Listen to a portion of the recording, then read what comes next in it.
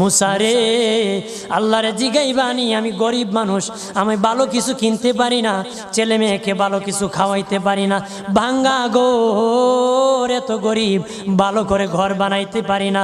আল্লাহরে জিগাইবানি কি করলে আমার উন্নতি হবে, ধনী হব, টাকা পয়সা হবে। আল্লাহরে জিগাইবানি। আল্লাহ মুসা নবী কই ঠিক আছে, আল্লাহরে জিগাইব তুমি কেমনে ধনী হইবা। আল্লাহ নবী মুসা নবী তিন রাস্তার মোড়ে যা দেখে একটা লোক বসে আছে, তার দুই হাত নাই, দুই পা নাই, দুই হাত নাই, দুই পা নাই।